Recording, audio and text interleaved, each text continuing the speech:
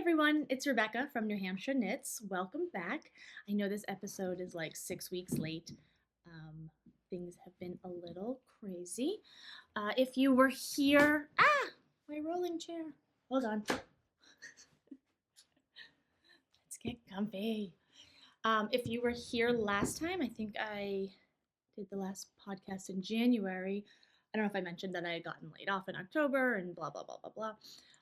But I started a new job and I'm in the office most of the time now, which I actually am very much enjoying. But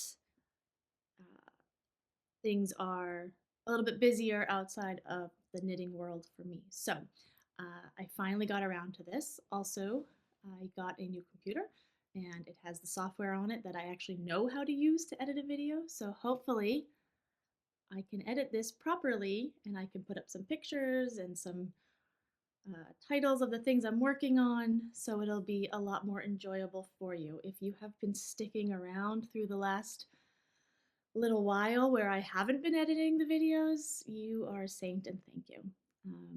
So anyway, I look forward to that. I'm going to try not to keep this video too long. I do have things to do and I don't want to make you have to sit here all day. So we're going to jump right into it. I hope the microphone's working. If it's not, I'll do my best to improve the audio. So what I'm going to do is I have knitting FOs and whips and I have spinning FOs. I don't have any whips at the moment. So I'm going to do all the knitting stuff first, then the spinning stuff, and then I have one book I got to show you, a pattern book. And yeah, I think that's it. So we'll jump. Oh, and I have something my husband made me on the 3D printer that I think is really cool that I want to show you. Yes, it's knitting related. So we'll jump right into what I'm wearing, which is also a knitting FO and a spinning FO. This is the Port Jacket. I should probably stand up. This is the Port Jacket by Ozetta. This is a pattern that was released in September of 2024. And it calls for a worsted weight yarn. But I tried to spin a worsted weight yarn. So I had been spinning, if you were here last time, I've been spinning a lot of different fibers that I bought, just learning and getting into the swing of things. But there were a lot of like single skeins, and I don't think I've ever said this out loud, but I'm more of a garment knitter. I love knitting sweaters. That's my favorite thing to knit. So I wanted to spin a bunch of fiber, a sweater quantity. So I found on Etsy, there is a fiber seller on Etsy that I love. I'll dig more into that when I get to the spinning stuff, but I bought 2 pounds of BFL from her and I spun that. This is what it looks like.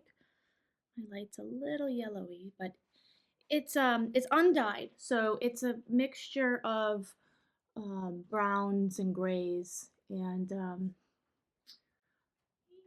see if I move this light, that's better. You can see, if I spin it around a little, like there's some brown bits in here, and it's not tweed, but it definitely has some little nubby bits. And it's a little more heathery looking in person. I'm not sure the camera's picking that up. But I tried to spin this into a worsted weight. I think it came out a little bit more bulky, but that's okay. I really, really enjoyed it. It was very soft. I wasn't sure how it would come out, but I'm very happy with it. So I spun 2 pounds of this. My plan was to do a cabled sweater, but because I ended up spinning it a little thicker than I had anticipated, I didn't have quite enough yardage to do the all-over cable sweater I had planned to do. So I went through Ravelry looking for something that had the right yardage, and I found the Port Jacket. So really like that. I did the size small, which is a 46-inch finished bust. I haven't actually measured this. I'm not sure. I think this might be a little bigger, but it's fine. I didn't even do a gauge swatch, and I probably should have, but I knew that this was going to be a very rustic, um, sit around the house kind of a sweater, although I have been wearing it quite a lot. It is insanely warm. I am always freezing, and this sweater has been so warm. Um, so yeah, spun this, ended up knitting this. It went pretty quick. It's a typical drop shoulder design. With a little bit of shaping at the neck. And it does have this um, ribbed detail right at the end of the drop shoulder. So you pick up there for the sleeve. I did knit this sleeve a little bit shorter because it was very big. And I knew it would stretch a bit too. Other than that detail, it's a pretty simple pattern. I did make a mistake. I don't even know what I did, to be quite honest.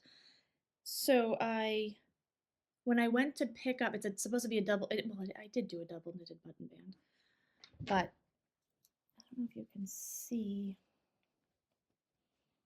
No, here, let me show here. Mine goes this way. It was supposed to go this way. Now, I did that on purpose because when I went to pick up for the button band, you're supposed to pick up the right side, then the left, do the right side with the buttonholes, then you do the left side, and then you do the collar. So I did the right side like 3 times, and then I did the left side, and they weren't lining up. I've somehow managed to mess that up. I don't know how. And I could not get the right side and left side button bands to line up properly, which was driving me insane.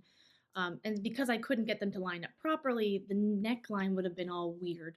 So after multiple attempts of trying to do that, what I ended up doing was picking up everything on one really big needle, and instead of knitting each side double knitted up, I knit it like that way. So my bind off is here.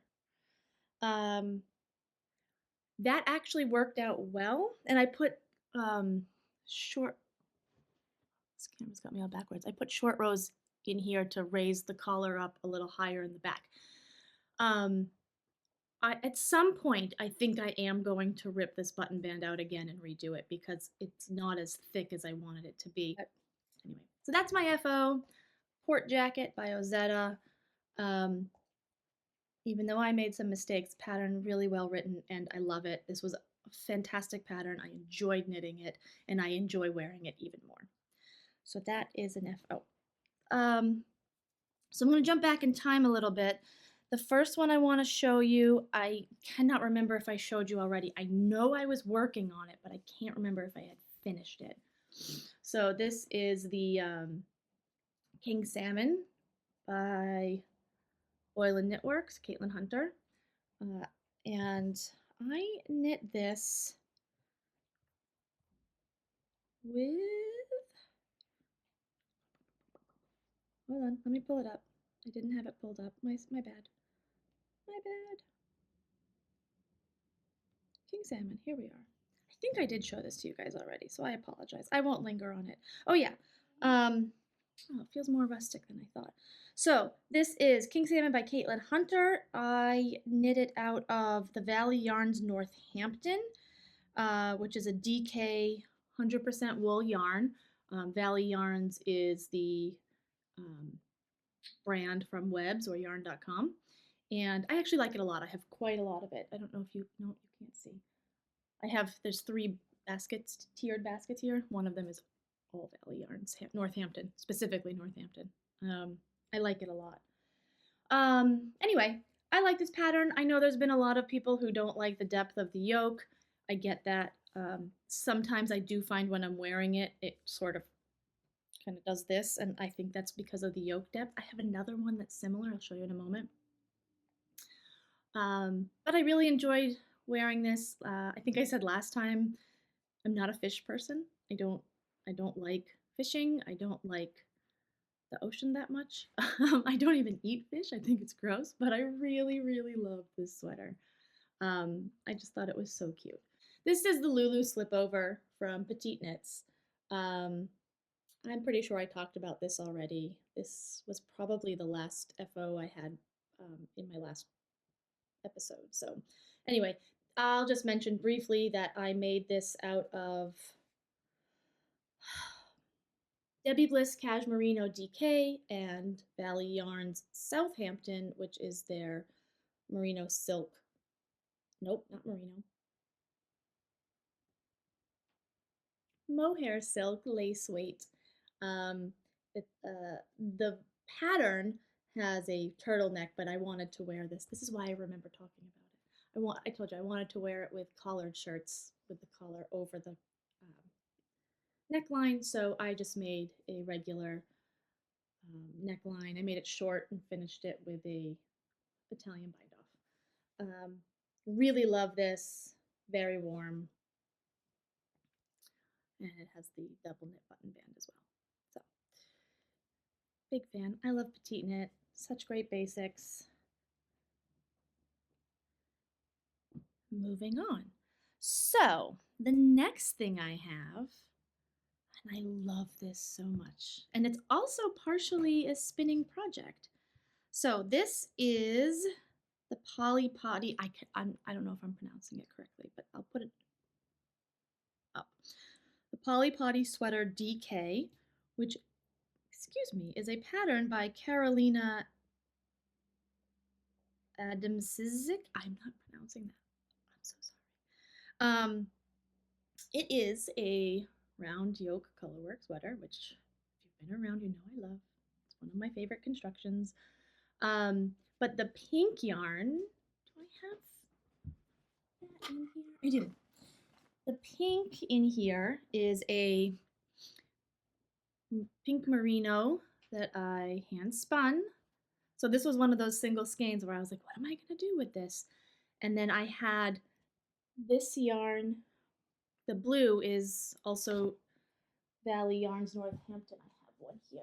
This is Ocean Heather. And it's really pretty. I actually bought this to do the Moby sweater by Petite Knit, but I just loved this combination so much that I had to do something with it. And then I saw this Polly Potty sweater on somebody else's YouTube channel, and I can't remember, and I'm so sorry, but I just loved it so much. I thought the color work was really, really pretty. So I took this, took that, I made this. It is not a short sleeve pattern. It is a long sleeve pattern, but quite honestly, I got a little tired of knitting it, so I just made short sleeves. I will likely knit full sleeves on this in the future, probably the near future. I will probably wear it this spring as a short sleeve, but I think I will then add the sleeves because I have worn it a couple times and I do like it, but when I was wearing it, I was thinking, oh, you know, I kind of wish this was long sleeve. So I think I will do that long sleeve. Yeah, but great pattern, very easy, beautiful color work. Yeah, not much else to say about it. This is a DK weight, and yeah, I really like it. The last thing I have with me is the Kaleidoscope sweater by Claudia Quintanilla of Unit Toronto. And this is another round yoke colorwork sweater. This was released in October of 2023. I don't know how this popped up for me. It might have been on somebody's YouTube channel, but it might have been on Instagram. I'm not sure. But this popped up, and I had bought the red and blue yarn is from Sabito Farms. Do I have it?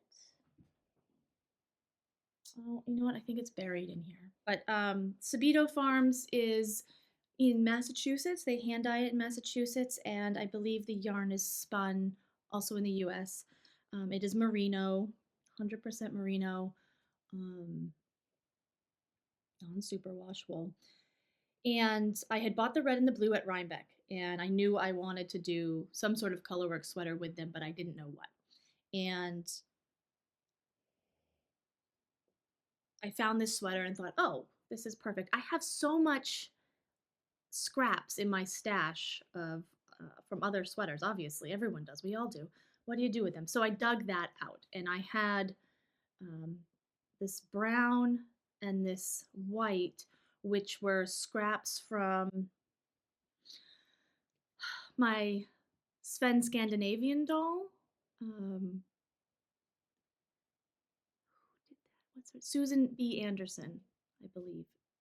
That pattern I got from her and her yarn, which her yarn is slipping my mind, but I feel like I have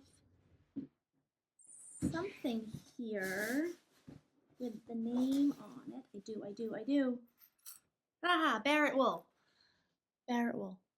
Um, so this is Barrett wool. I think it's home worsted, and I have a bunch of scraps from that from a few different projects, but these are from the Sven Scandinavian project. And I thought that was perfect. So I played around a little bit with the color combination. Originally, I had the white and the brown flipped, and it looked a little too red, white, and blue patriotic. Not that I'm not patriotic, but you know, I'm not going to get into politics, but I'm not thrilled with my country right now. And I know there's a lot of other countries that are red, white, and blue too, and it was probably fine. But I just didn't want it to look too um, like a flag. So I swapped the colors and I think it came out great. I really, really love this sweater. But like the King Salmon, it does tend to do that like bunches right here sometimes when I'm wearing it. I actually was wearing this last Friday to dinner, and my husband was sitting across from me and he goes, "What's up with your sweater?" Because it was like, I had to pull it down a bit. Anyway, moving on. So the two other projects I have that I don't have with me, I think I showed last time I had started working on a pair of mitts. I had gotten the Onling yarn um, advent calendar, and I'll show this now here, and I'll try to put up a picture. Um, but I ended up making the Ajax mitts, which are by Stephen Barrand, out of the Onling number 3, which is a worsted weight merino. And ooh, there we go. So they look like that. Um, I think they're downstairs, but I don't feel like going to get them. So I made those, and that was a really quick knit. I believe I showed last time I knit them 2 at a time on magic loop. I only, and then I took them off for the thumb. I didn't do the thumb on magic loop. I did it each one separate on DPNs. Great pattern, really loved it. They're super cute. I think I mentioned that they look tiny because of those cables. They really shrink in, but then you put them on and they fit, which is just crazy. Um, the oh, there is one more thing. I'll get to it. Hang on, I'm sorry. But I can edit now. Anyway, the other thing I made back in end of January, beginning of February, I had mentioned that I was buying the yarn, and I made a pair of socks for my mom. These are the Fashion is My Passion socks by Stone Knits. She does all the color work socks. I have both of her books. I've showed them. And I had been meaning to make these for the longest time for my mom. My mom is notorious for wearing her red lipstick. So again, I'll try to pop the picture on the screen, but I'll show you it from my phone just in case I have issues. So those are the socks I made. Do you love them? I love them. I bought a package of Knit Pick Stroll, and it was like the pinks and the reds combined. It was like a mini skeins, and then I bought the just the white, and I love it. They came out really well. The only thing I'll say, and my bad, is I had tried to knit a pair of colorwork socks before in the past, and they came out really tight. You guys know if you've been around, I knit a lot of colorwork sweaters and other things. I love colorwork. I'm good at colorwork, but for some reason, when I try colorwork socks, they come out really, really tight. So I actually went, and Charlotte Stone of Stone Knits, she has great advice in her book and in her patterns about how to avoid that. Going up a needle size and not catching your floats. You don't need to catch your floats in these socks, in most patterns, but I won't get into that now. Catching your floats makes it tighter, and because there aren't too many stitches between the colors, you don't have to catch your float, so that helps. Anyway, long story short, I went up even more needle sizes because I didn't trust that my mom would be able to get the socks on if I went with the needle size suggested. That worked out well. I think that was the right call. The only thing I didn't take into consideration was the row gauge. So the circumference came out well, they stretched, they got on, but I knit it to the number of rows I would normally knit a pair of socks. And because I was using a larger needle, that gauge was bigger, so the length was longer. So they ended up being too long. So they're a little long on my mom, but they're also a thicker colorwork sock, and so she's just really going to wear them around the house. She's not going to wear them in shoes and sneakers or anything like that. If she wears them at all, because I don't know if she actually wears the things I knit her. They are superwash yarn. She's very sensitive to animal fibers, so I think that's okay. But they came out really great, and even if you just have them in your dresser and look at them all the time, that's okay, because they're so pretty. So yeah, those are the Fashion is My Passion socks by Stone Knits. And then, I can't believe I forgot this. I'm gonna pause you for a second, go grab something else I finished because it's super cute, and I'll be right back. Okay, my last FO, can't believe I almost forgot this. So, this is the Earthshine Cowl, and it is by Hilary Smith Callis. I've had this pattern in my library, oh my god, forever. This was released in January 2018, so probably been in my library since sometime around then. I was perusing Facebook Marketplace, as one does, and I found this yarn. It is hand-dyed. There is a woman, I don't know how old she is, she looks young, in Boston. I say her name is Lou. L-U, I don't know, it doesn't matter. Look at this. So it's a merino, I don't know what else is in it. It was listed as a merino, but it's insanely fuzzy, like almost faux fur-ish. And there's also some stellina and some, I don't know what you call it, but it's like the really, really tiny lace weight with the sequins on it. There's not a lot. They're just like very slowly dispersed. And if I twist it around, you'll see those little bits sparkle here and there. It's not the best yarn to showcase the pattern. If you look closely, you'll see there's garter ridges. And in the pattern, which I'll put up, it's actually meant to be two colors that kind of flip-flop with the garter ridges. I just wanted the shape of this cowl, and the weight and the yardage I had was good. I actually didn't end up with quite enough yardage. There's supposed to be one more repeat here, but it's fine. It's so cute. And it is so soft and so fuzzy and just so ridiculous. It almost looks like a shrug when I'm wearing it, and if you go to my project page, you'll see the picture of me wearing it, but I really like this, and it's fun. And it's actually warm, which is surprising because I'm pretty sure it's superwash. But yeah, this was just a fun, quick, do something different pattern, because I'll show you in my whips, I have a sweater that I just needed a break from.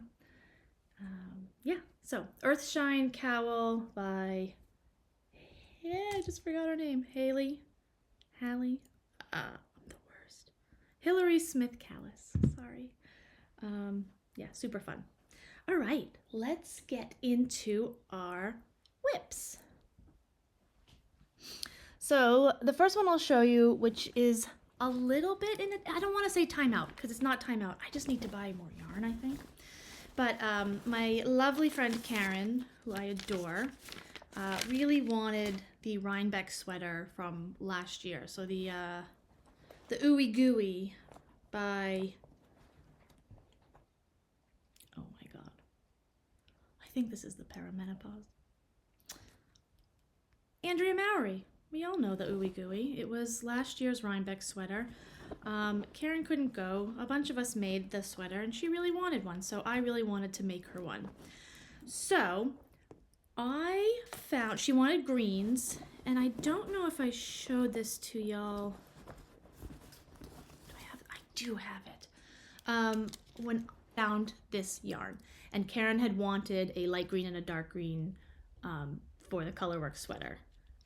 I'll have a picture up so you can see what the original looks like. And you've seen mine too. It's purple and all these other colors. So I found this, which I loved, and it is Wonderland Yarns Mad Hatter in a sport weight superwash merino. And the color is Finding a Hidden Field of Flowers. And I thought this was perfect. So I bought this. And then I bought for, because it's a sport weight pattern, I asked her, there's a couple shades of green for the Wool of the Andes from Knit Picks. They have a sport weight, and she picked the darker one. It's Forest Heather. These are 50-gram balls, 100% Peruvian Highland wool. So we did this one. And I made the sweater. So here's the Ooey Gooey. So far, that's the back. That's the front. I think it came out really nice. The colors are really nice together. I just have to do the sleeves, so I didn't make any modifications to the pattern. I just followed it. Actually, that I did add a little extra length because Karen is tall, well, taller than me. Most people are taller than me, but she is tall, and I didn't think she wanted a crop sweater, and it turns out I was right. She tried it on. It does hit her right at the waist, which I think is good, and it hasn't been blocked yet, so it will stretch a little bit. The light green is superwash, I believe. I just had the ticket. Here it is. It is superwash, but the Wool of the Andes is not. So it will stretch a little, but not a ton, since the body's mostly this. So I just have to do the sleeves. But yeah, so that's whip number 1. And then my next whip is the Tulipan Tee from Laine. And I just realized that I put on one earring and not the other earring, and I've been on the video for a little while. Silly, silly me. Okay. Get in there. Okay, so the Tulipan Tee is from Laine, and I am knitting this. You know what? I'm gonna have to look that up, because I don't know if I remember what the yarn is.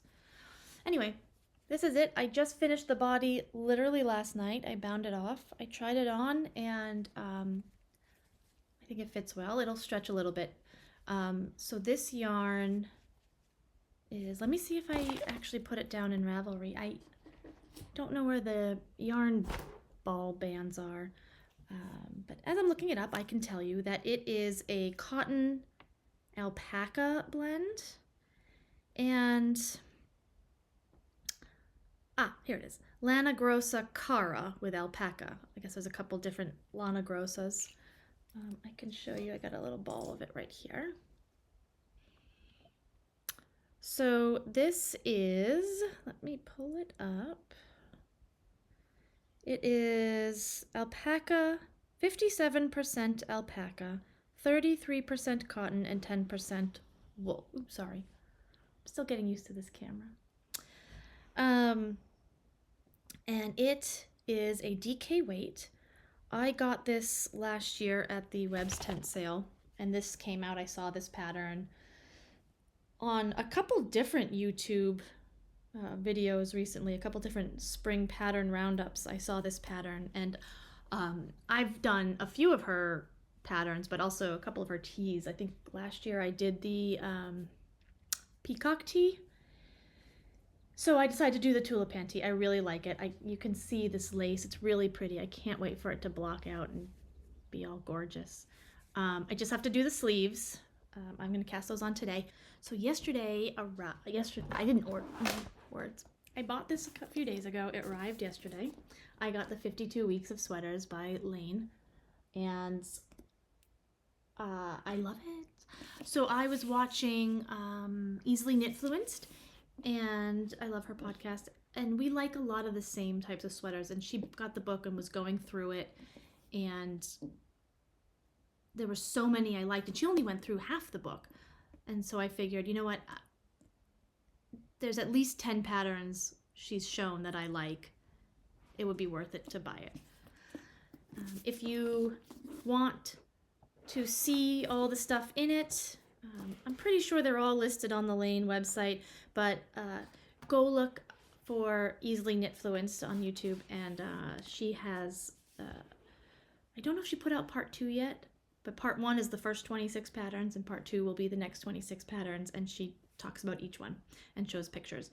So definitely check that out. But this is the very first one, and I love that. It's just a plain raglan, but it's got that fisherman rib detail on the raglan, which I thought was really cool, and it has some really nice finishing. So I think I want to make that. I didn't write that one down yet. I'm going to go through them later. There's a few more. I just looked through it briefly last night. I need to tag a few, but here's another one that I really love. This is called the Crystalline by Emanuela Tantucci, and it's an oversized cable sweater.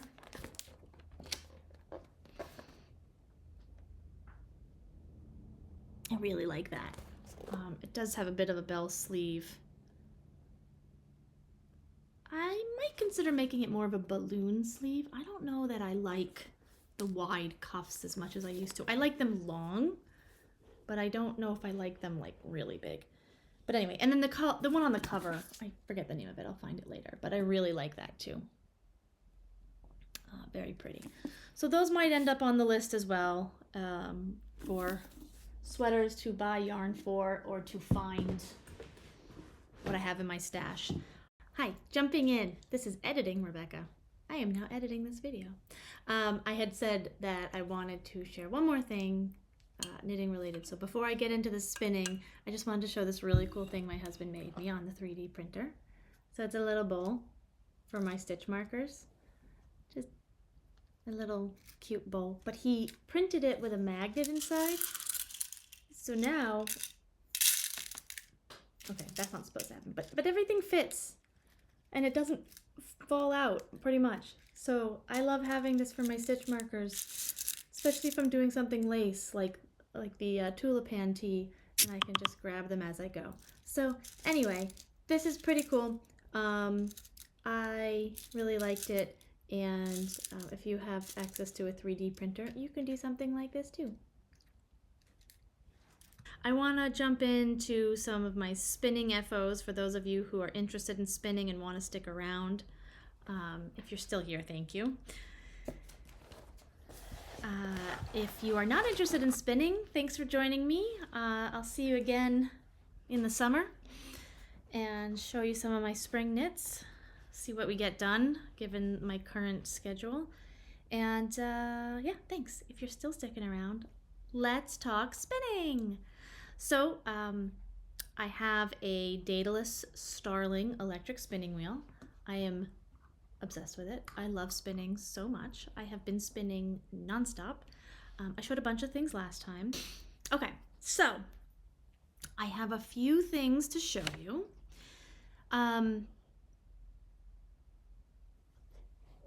I think I'll start here. I think this one's the older one. So my friend Corinne went to something. I don't know where she went. I think it might have been the first Wayland Winter Farmers Market Yarn Day. They have two. I couldn't go to the first one. So at the first one, when she went, I asked her to grab me something colorful and merino to spin. And she got this from Forever and Fiber. They are on Etsy if you want to buy from them online. They have fantastic fiber, and I will show more of it.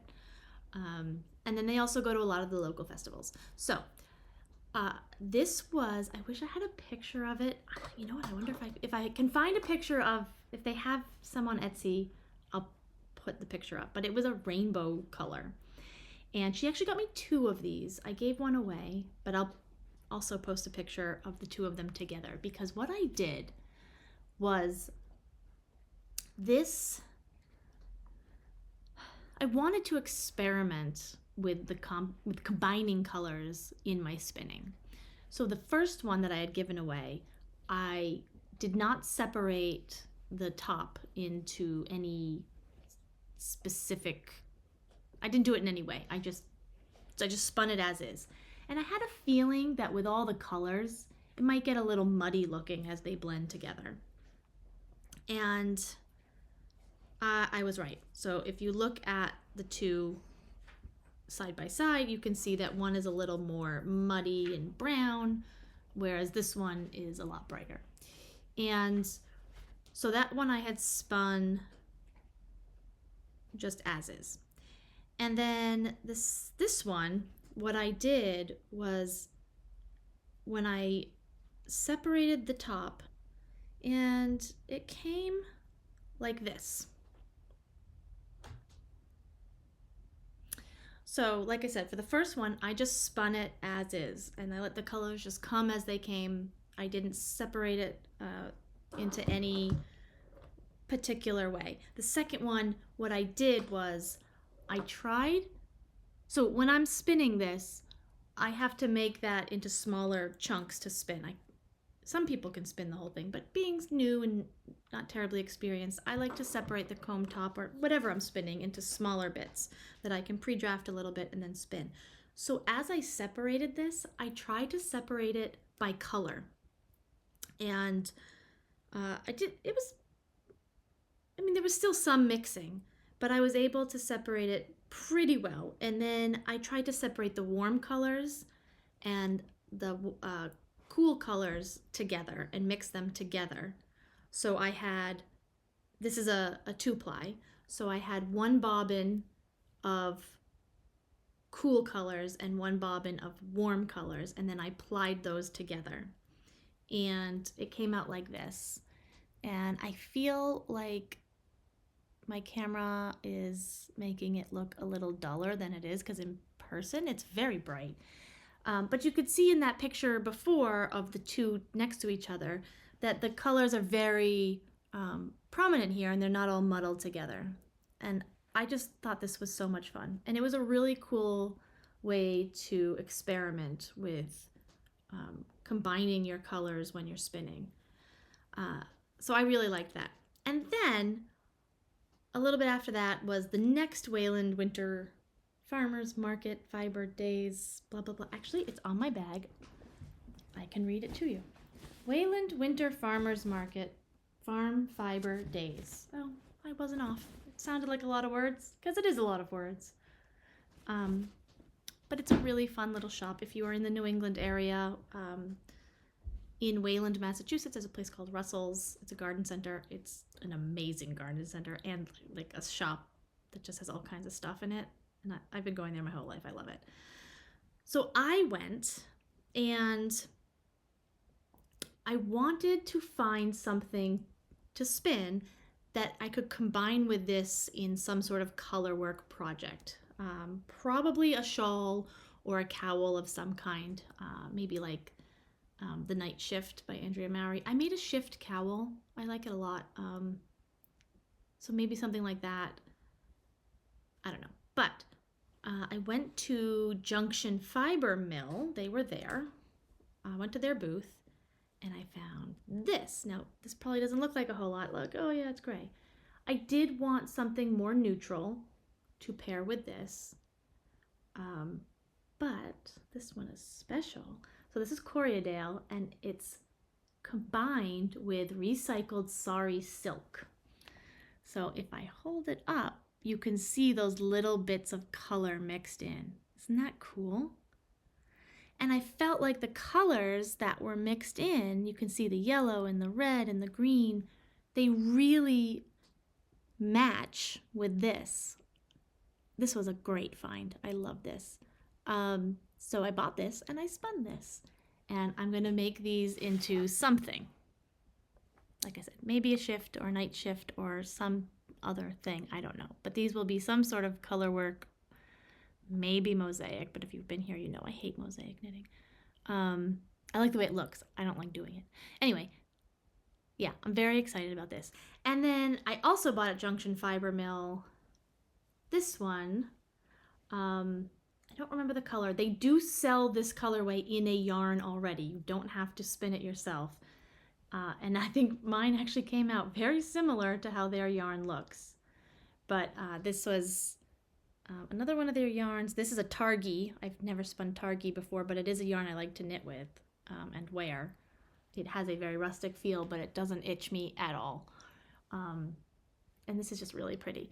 I have no plans for this, but I am leaning towards a colorwork project. That being said, I was just talking about the Nordic Bloom vest, and I am pretty sure, I'll have to double check the yardage on this, but I'm pretty sure if I held this double, I would meet gauge. And this could be my flowers in the Nordic Bloom vest, and then I could just get a more neutral color for the rest of the vest. That could be very cool. I don't know if it's the look I was originally going for, but it could be very cool. So I don't know. I like that. This was a lot of fun. And this was prepared in such a way that you could do a fractal spin. So a fractal spin is when you have the different colors applied together. If you're familiar with Spin Cycle or Junction Fiber, that's their thing. But you can spin it yourself. And it's not that hard. So I really like that a lot. Then Roberta went up to Maine and she got a bunch of fiber from Good Karma. They do alpaca, a lot of alpaca. And she got a bat that she wanted me to spin for her. I wish I had a picture of the original bat. She bought 2 of them. And they were, they both went like a bat, if you're not familiar. Instead of the top, which is all combed and prepared, a bat is like a big rectangle of fiber just poof together, carded together. So I just pulled strips of it off. And it went from a gold to a yellow to a green color. And we discussed how she wanted me to spin that for her, because there were so many different ways I could combine those colors. I could do it more of a fractal. I could just spin it as is and see how it comes out. And then we talked about doing it as a fade. So I spun the gold and then the yellow and then the green, and it fades into each other. So I did that, and I will show you. I don't have the green. It's downstairs drying. But this was the gold. And although I don't like wearing alpaca very much, I really did enjoy spinning this. It was very enjoyable to spin. The only thing I'll say is if you've ever bought anything from Good Karma, and normally I find them at the New England wool festival type things is where I usually see them. And I bought some yarn for them before. They also make soap. I find everything they have has this smell. I don't know what it is. I don't like it. My whole house smells like this from spinning this yarn. Also, when I did my mermaid Hedgewitch shawl a while back, I used Good Karma. That was last year. And it also smelled like this then. I don't like the smell, but I digress. So this was the first color of the bat. I spun this. You can't see it very well, but as you go, it does fade a little bit into the lighter yellow. I actually have a little bit more. It was so much fiber, it did not all fit on the bobbin. So we started here, and then this is the last of it, and you can see some bits here where it starts here fading into the yellow. And so what I've done is I've put a little bit of yarn on each skein to indicate this is where you start this skein, so it can continue to go in the correct order for the fade. So this is 1, start here. This is 2, start it here. This is 3, so it goes into the yellow. You can see a little bit of that gold color fading into the yellow. And then this yellow starts fading into the green. So it is all in here. It's just in the skein. It's kind of hard to see. So it goes from that to this. And then there's one more skein downstairs that's drying. I finished it yesterday. It's green. And it looks like this. And it has a tiny bit of blue in there at the very ends, which I really thought was cool. I couldn't see it in the bat, but as I was spinning it, I started to see it coming through. Again, this one started here, and then the green has that as well. So I'm going to give that to Roberta tomorrow. I'm very excited to see what she does with it. It is a lot of yardage. I wanted to make it into a DK weight, but in my attempts to be very consistent and make sure it was thin enough, I went too thin. So I would probably say this is closer to a sport weight, and in some spots even a fingering weight, but nothing a little gauge swatch can't help you figure out. So those are my spinning FOs. And I did buy at the festival. Oh, I do have it in here. I didn't think I did. That's exciting. I did buy 2 more things from Forever and Fiber. This is a BFL, Blueface Leicester. The color is called Crater Lake.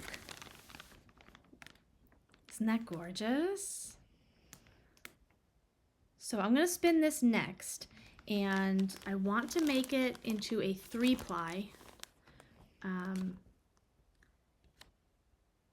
I'll probably knit it, maybe knit it with a strand of nylon, at least in the heels. And I'm going to make these into socks for my husband. I did attempt to start spinning this last weekend. We have a farm up here called the Joppa Hill Educational Farm. It's a great place.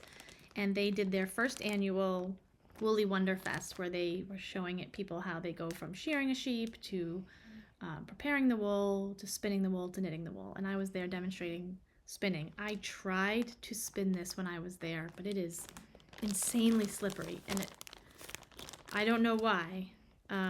This is also BFL, and this was not slippery at all.